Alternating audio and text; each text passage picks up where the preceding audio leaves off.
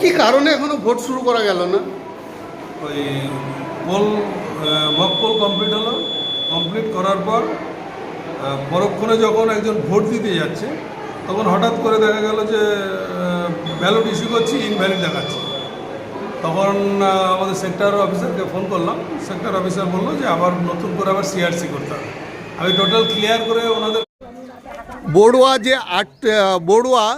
বদুয়া যে খরজিনা গ্রাম পঞ্চায়েতের বদুয়া গ্রামে 48-49 বুথে, এই বুথে কিন্তু মানুষ 6টা থেকে লাইন দিয়ে দাঁড়িয়ে আছে এখানে লাইনে, কিন্তু এখনও ভোট গ্রহণ শুরু হয়নি।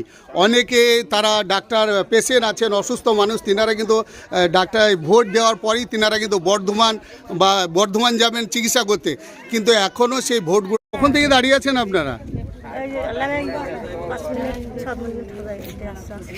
কি পেশেন্ট নাকি? এখনো ভোট শুরু হয়নি?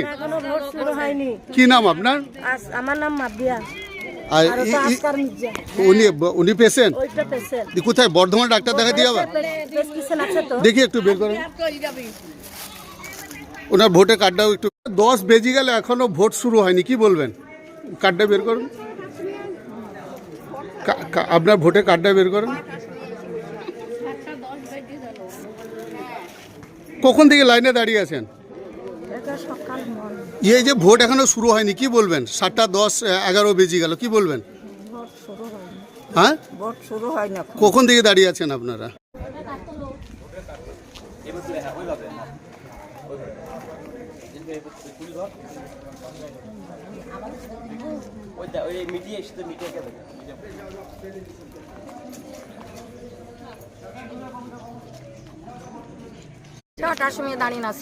এখনো ভোট শুরু হয়নি? না, ভোট দিতে এসছেন? হ্যাঁ। 6টা থেকে লাইনে দাঁড়িয়ে আছেন? হ্যাঁ। কি নাম আপনার? আজকিরা বিবি। আজকিরা। হ্যাঁ। 6টা থেকে এখানে দাঁড়িয়ে আছেন, কিন্তু এখনো ভোট শুরু হয়নি।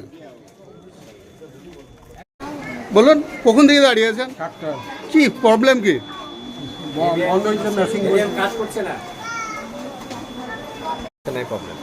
কখন থেকে দাঁড়িয়ে আছেন আপনারা? 7টার আগে থেকে এখনো ভোট শুরু করা যায়নি? শুরু করা যায়নি। কি নাম আপনার? আমার নাম নকিস শেখ।